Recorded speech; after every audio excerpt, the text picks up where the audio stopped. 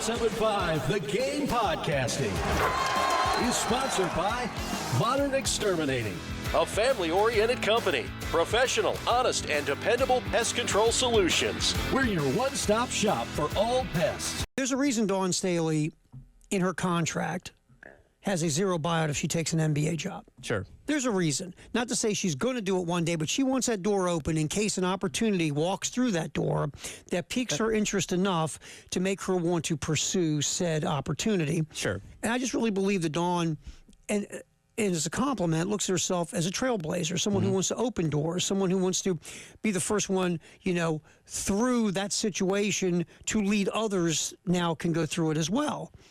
And so that's, I think, for me, for Dawn Staley to leave here, it's going to have to be something like that. I don't think she goes to another college gig. The WNBA can't give her the money or the platform. I think if she does leave, it'll be for an NBA job at some point, if that ever happened. Damian Lillard, who blew his Achilles, will most likely not play next year.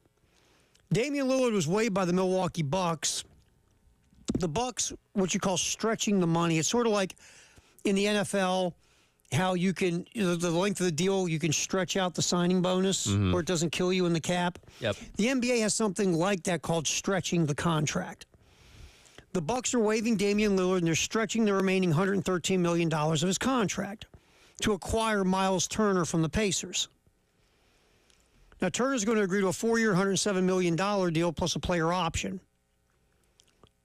And I won't bore you with the contract mechanics of the NBA because no one understands it, not even the NBA. Well, I just know you get no-name guys that can make $8 billion. It's crazy.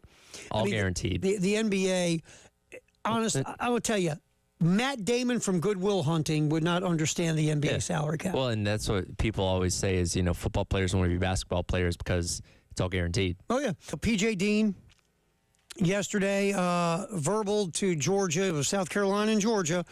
And, according to a lot of folks in the recruiting world, old PJ was a waffling back and forth a lot.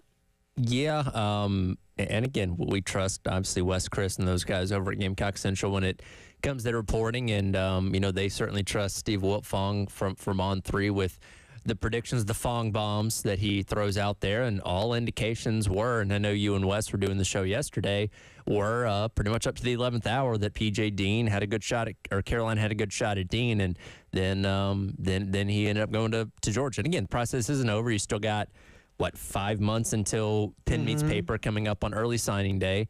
But for now, he's locked in with Georgia, who, again, is on a heater right now. They've signed 15 in June, 10 in the last 9 days, multiple defensive linemen that P.J. Dean's part of.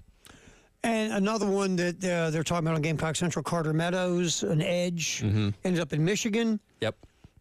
But the flip side is, and they put a lot of the wins here. It's been a good recruiting class so far. Whether you got the Harris brothers, you got Saquel Patterson recently, a KJ Johnson, and you fought off a lot of stuff like multiple schools were chasing some of the recruits that South Carolina has pulled.